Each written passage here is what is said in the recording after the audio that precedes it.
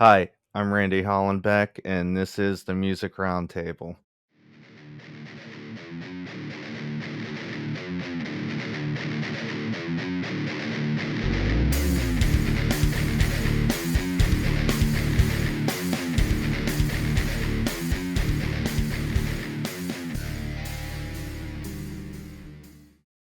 Today on the show, we have Alex from post-hardcore band Rise Up Lights. What's up, man? How are you?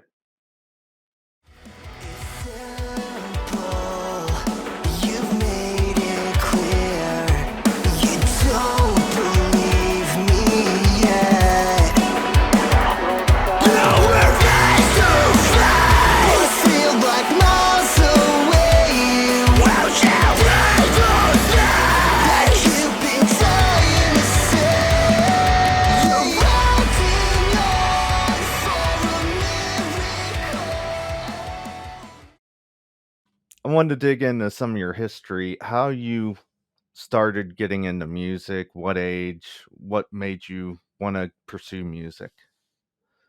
I would say I probably started when I was real little. Like my grandmother and my mom were very much into pushing that, and so I started off kind of playing drums when I was super little.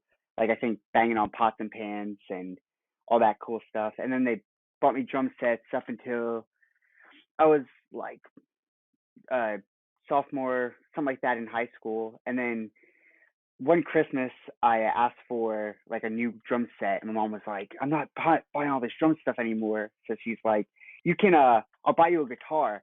And I was like, "Okay, I'm cool with that. Like any instrument, just like whatever's cheap or whatever works." And so I ended up switching to guitar around that time, and so along with that, it kind of was like, "Oh, I got to find a singer." That didn't work, so I was like, "I guess I'm gonna sing."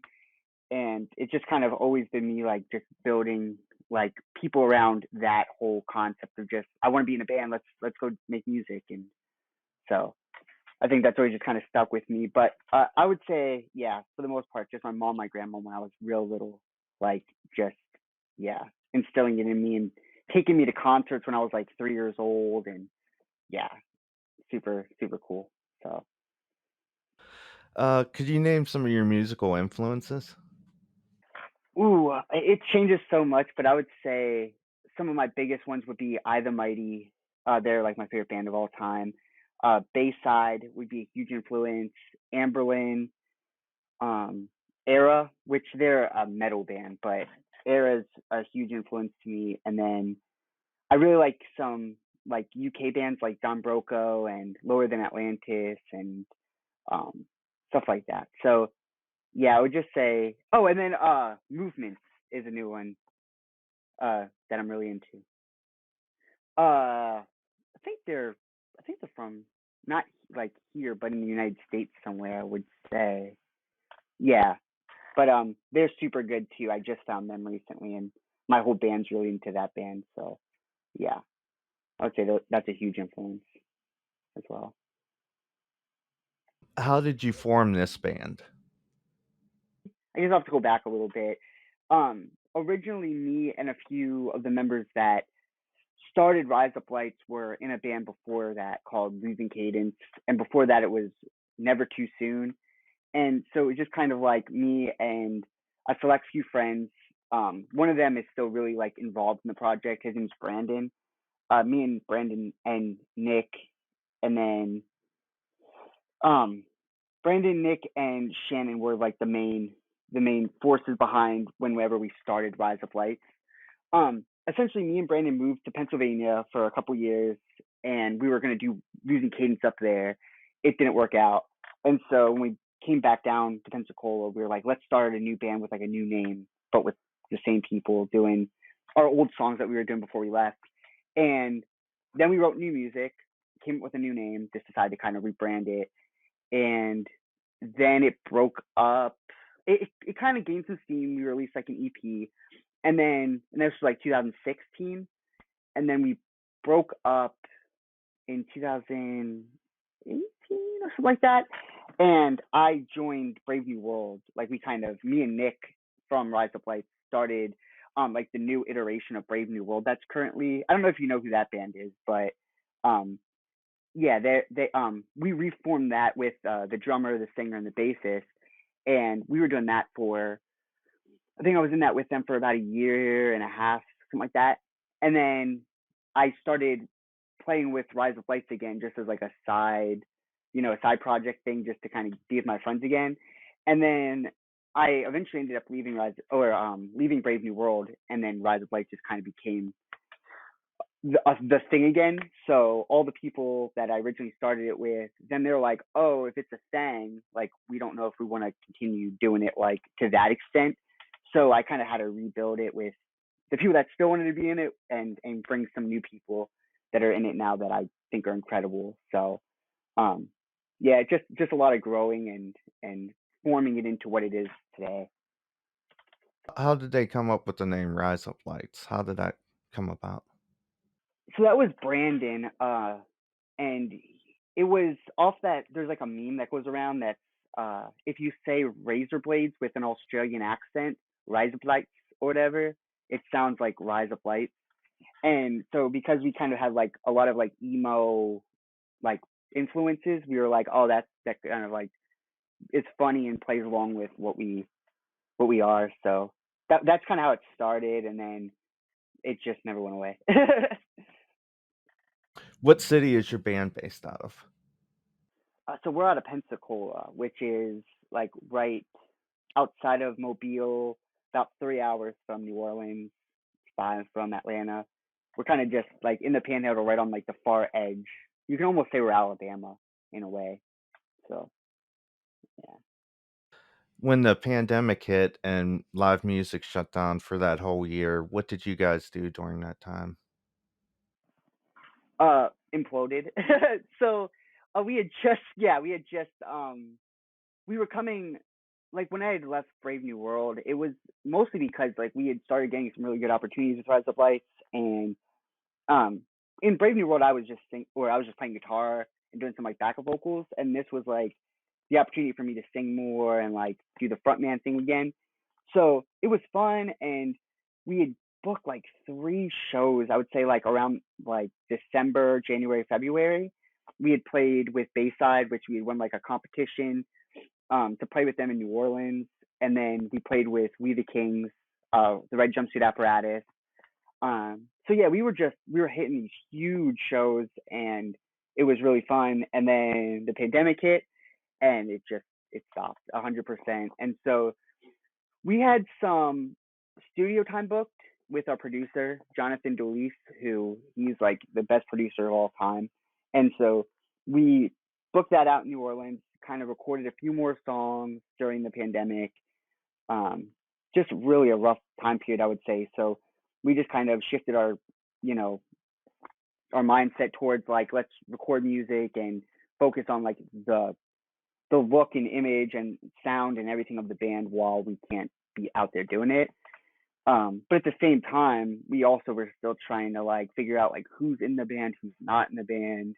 You know, I feel like when there's people that don't really want to be in a band, it can really bring morale down, and it can really get hard for like everybody to just be like, let's go take over the world. Because there's a few people that are like, if we take it over, that's cool. If not, and it's just kind of like there's a different, mentality of where we wanted to go and how far we wanted to go and how like serious we wanted to take it.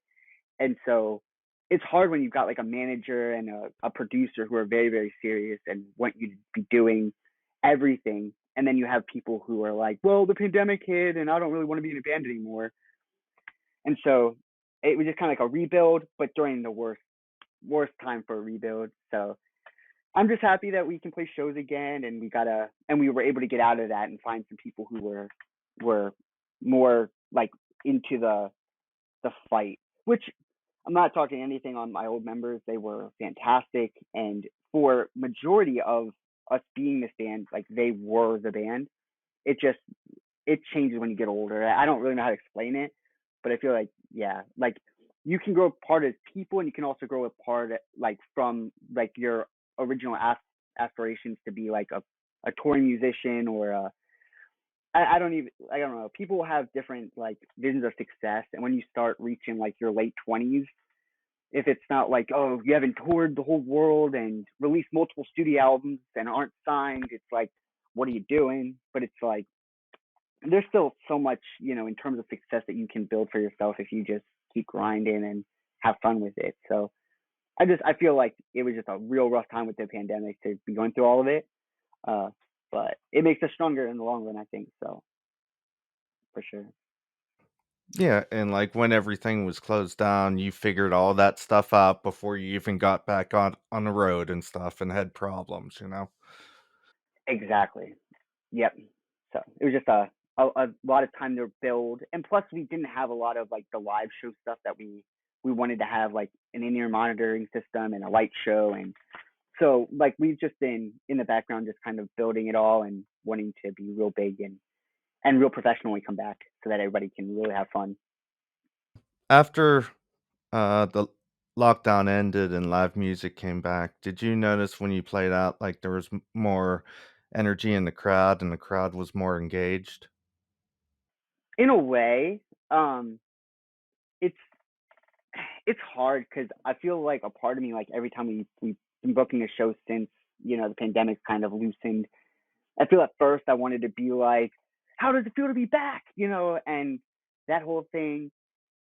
But it kind of just feels like it just kind of went right back into what it was before. I don't know. Like with our type of music, I feel like people have always had fun. Like because the bands that play before us sometimes are heavier, and so like there's a lot of moshing happening, or maybe it's the exact opposite. We're playing like with a sing along band, so you've got like everybody like singing along and throwing their hands up before. So it really just, I would say that has a lot to do with the bill and just how just the bill you're on and how the people are going to react to you. But I thought there was going to be a huge difference from coming back after the pandemic because it was so long people didn't have that outlet to go and like freak out. But I honestly feel like it's had like the exact opposite, where people are more like they forgot how to flip out. Like it used to be super okay to just like scream and breathe and flip out all over the person next to you. And I feel like people are more like, oh, let me like not be too much like around other people. And I don't know. I feel like it's just going to take more time just for people to get more comfortable and just like being really clustered and flipping out and being loud and stuff. But I think it'll come. It's just I expected it right out the gate, and I think that there's probably probably too soon for people to feel that comfortable out there. So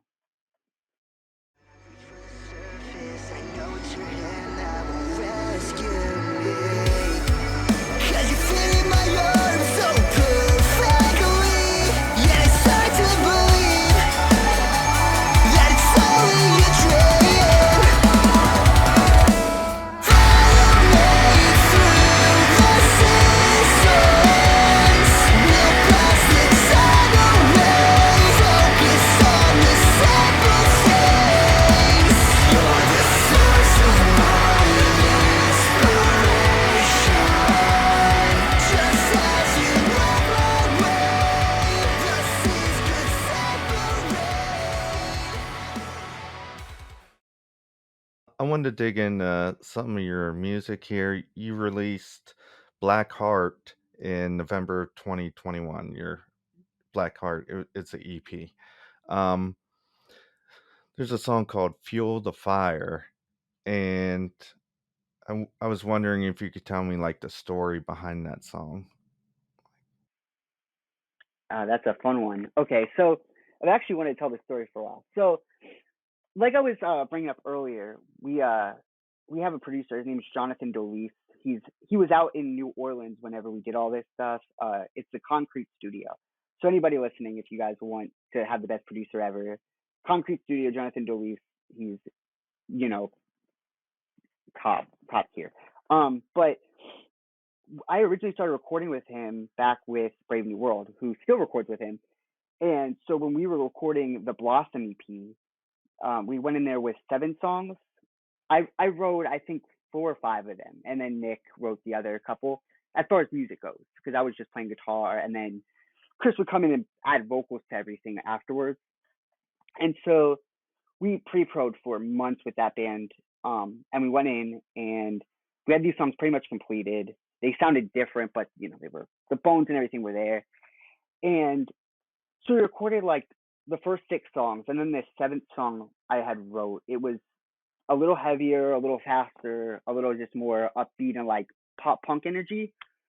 And our the band, they just weren't, that wasn't the vibe for that album.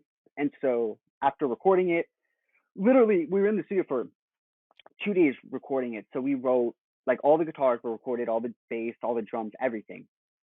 And so he starts laying down vocals, and he's like, I can't sing anything that I want to sing to this, or it's not the right vibe, or whatever. He was just pretty much like, I'm not doing vocals to this song. Like, this, we're cutting this song. We're not doing it. And I was heartbroken because it was like my favorite song off the album. Like, I wrote all these sick leads, and I'm like, yeah, this is the song. And pretty much it was just left on the cutting room floor.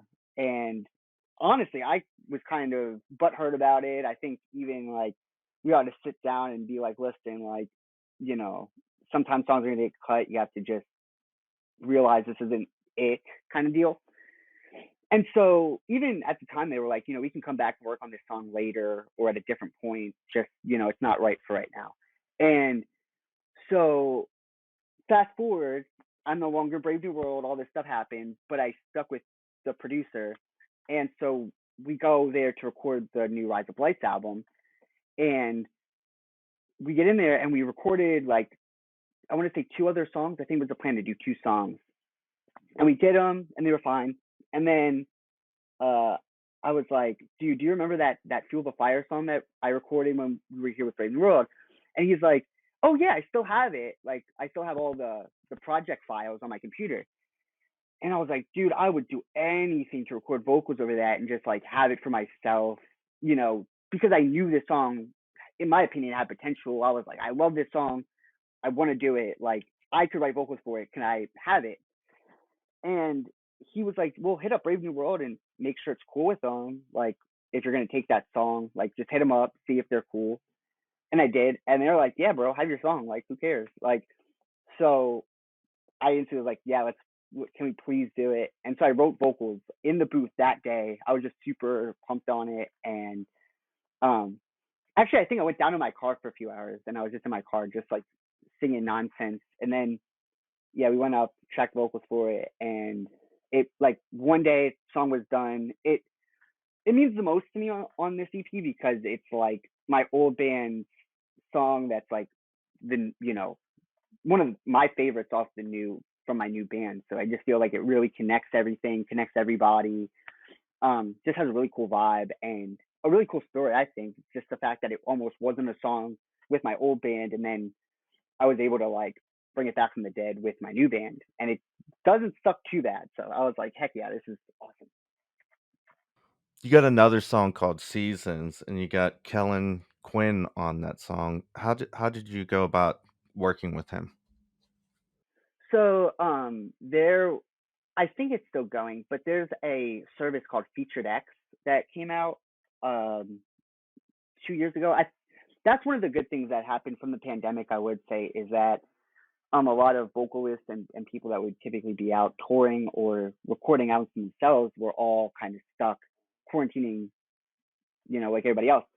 So a ton of vocalists and other musicians like guitarists and things all joined this site called Featured X. And if you would hit up that vocalist or whatever, and for whatever their rates were, they would do a feature if they liked your music and wanted to do it. Well, Kellen had just joined it, and I was like, yo, like, that's awesome, because I didn't mention him as an influence earlier, but as far as vocals and early singing and stuff, all I was trying to do was be Kellin Quinn and just trying to hit the Kellin Quinn notes. So I was like, I would love to have him on one of our songs. And Seasons was already written like, um are you familiar with Sing the Sirens? Like their James Dean song. Like he wrote a lot of really sweet songs on their first album that were like still heavy and like had like this heavy music, but all the vocals were like pretty much like I love you and you're all this pretty shit. And I was like, I love that concept that you can, be like completely here as far as like the lyrics and singing to somebody you love, but the music can just be punching you in the face.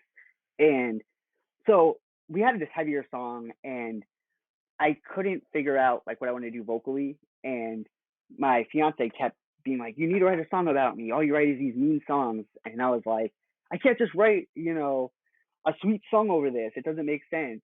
And then I did it for fun, and I was like, "I'm just gonna do it like Sleeping with Sirens used to do it. I'm just gonna like, write some poetry type vibes over top," and it turned out not the worst.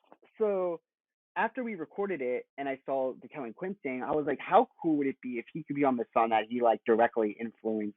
You know, he like wrote a love song to his fiance, and then I took that inspiration, wrote a song to my fiance. And Kellin Quinn's her favorite vocalist. Like it was one of the main things that we connected on when we first met was that we like Sleeping with Sirens. So I was like, if we can get him on this song, that would be the coolest thing ever. And so he was doing like a super deal. It was like super cheap, but he was only gonna pick like a couple of bands to do it since it was like his first time, trying it out. And so we instantly were like, "Here's the money, like please, like pick us." And he like next day he was like, "Yeah, I love it. Like here's," and he like did all the tracking, sent us all the stems. We sent it to our producer. He put it in there, and yeah, it turned out amazing. So I think I think that's yeah one of my favorite things that we've gotten to do so far, and I think Kellen did an incredible job on it. Um, so yeah, it just came full circle as far as like the meaning of the song and also having the person on it that directly influenced it. And then it's not out yet, but Brent Walsh from I the Mighty, who's my favorite vocalist of all time, he's actually doing a acoustic cover of the song that's gonna. It's probably not gonna come out, but my fiance got him to do that for us. So there's just going to be a lot of renditions by really popular vocalists of that song that I'm really just excited to hear and just excited that they're singing my lyrics in general. It's super flattering. So Did you tell Kellen about your story about that song? yeah, I did. I'm hoping that he understands the significance, but I think he does just because that's the type of person he is. He's like a really sweet, awesome person. So I feel like he would completely jive with it. I don't think we went in too deep with it, but I think he knows I wrote it for her, and yeah, all that stuff. What do you guys got planned for 2022? So we have another album that we're going to track vocals for next month. It's still not March, right? Yeah. So in April we're going to finish vocals for another 5 songs that we already have music for. Um, and then we're pre-proing for like our next EP now that we have new members and a new lineup. So it's kind of like we're already working on a third album, but we haven't even tracked vocals for the second one. So it's just kind of like there's more coming out before like where we're actually at. But then while that's all happening, music videos for the Black Heart EP, more promo stuff, and then just playing every and any show we can. Like that's our mindset's kind of changed. Whenever we came back and started doing Rise Up Lights, we were like, we're only going to play big shows and shows with like these big bands and stuff. And I think that was just a miscalculation. I think it's a lot better to play any and every show and make every fan like one at a time. Even if it takes longer and it's more of like a grind, I feel like it needs more. Like if you see a band and there's like nobody else there and you can actually like talk to that band afterwards and get to know them, become friends with them, I think that is way better than if you see a band that you never get to say a word to, or if you come up to us after the show and we're like, "Here's your shirt, here's a CD, have a good one." Like it's not it's not the same. It's like if you can see a band when they're grinding to nobody, like you gain appreciation for that band. And then if you can see them grinding for nobody and then building something out of it, I feel like you just want to be a part of that so much more because you see it happening before your eyes. It's not just like this, oh, pretentious guys go and play big shows and then jump in a van and tour the world and they don't know anyone, have no connection to their fan base, no connection to anything. I don't know. I think if you can not try to bypass all the bull crap. The bull crap will actually be the thing that fuels you like long run, you know? So that's where we're at, just really wanting to take a step back in terms of where our egos are at and being like, we need to play with every band, play the biggest or smallest shows we can. Whatever opportunities are out there for us, we need to do it and show people that we like play music and bring in the party, you know, bring the fun. Because I think that's the biggest thing about shows is just you need to add to the fun environment and you need to bring more positive to that event. And if you're showing up and not really interacting, or you know, if you're too big for your own britches, you're just gonna show up, play half-assed, and then leave, and nobody's gonna care. So I don't know. I feel the importance, especially after coming out of the pandemic and realizing how important playing shows and human interaction is. It's just like I want to cherish it, even the smallest amount. You know. How can we get a hold of you guys? Facebook, Instagram, Twitter? So our main thing right now is we have a website. So riseuplightsfl.com. If you go to that, our Facebook's linked, Twitter's linked, Instagram's linked, Spotify, anywhere else. If it's not linked on our Facebook, or if it's not linked on our actual site, you can still find us. We're like through distribution, so you can find us on Apple Music, Deezer. I don't know if people still use that. Pandora, I think, has us. Like, just yeah, like all the streaming platforms we're on. It's just I think most of us use Apple Music and Spotify, so that's the ones we push the most. But also, if you don't like paying for streaming services, like we're on YouTube. We even post our songs like Facebook videos on Facebook and stuff. So the first EP, we're not like trying to necessarily make all the money in the world off of music. We're just trying to really just put ourselves out there and get people into us again. Because our first album that we did in 2016, we don't play any of those songs anymore, and it's a completely different sound. So with this one, I thought it was just important to have new music that's current, you know, so people that think they like Rise Up Lights can actually hear Rise Up Lights and not go thinking they're going to hear songs from 4 years ago. That you know, I think that can also screw some people's perception up if they go and try to see a band they like and then they play a whole new set of songs and don't at all like tap into what they used to be. And we just really don't have the ability to. Like, we're not at all that pop punk band, and I don't think we could play like this new. You've heard how we sound now. I don't think we could really play um just this raw sounding stuff next to this overproduced stuff in the same set and it not sound just super weird. So because of that, I just wanted to make sure that people can really get their hands on this new music, and then you know from there, who knows? But That's all the questions I have. Thanks for coming on the show today. Is there anything else you'd like to add? I guess I'll just end with shouting out all the other Pensacola local bands that definitely you guys need to check out. So mention them like 8 times. Brave New World, they're my heart. I love those boys. After Dusk, also love. Vagrant. um, Vagrant actually just got signed to Equal Vision, so they're really on the up and up. So those 3 bands are like our brother bands. Obviously, Worthy of the Crown out in Fort Walton Beach are really good friends of ours, amazing guys. Um, there's some indie bands like Glazed Eyes, Fed Lemon, and some other bands in that. Starlin, he's awesome.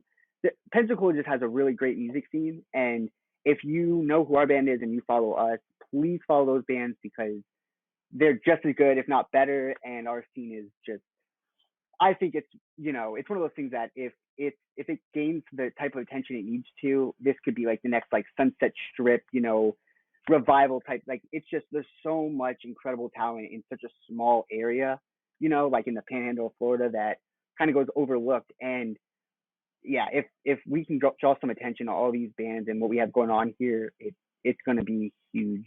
Just it's going to be such an experience. And I just want all those bands to succeed and do great. So, yeah, check us out on Rise Up Lights FL.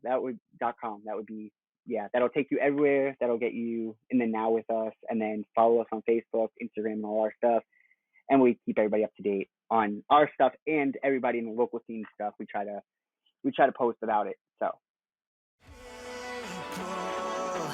I hold so dear.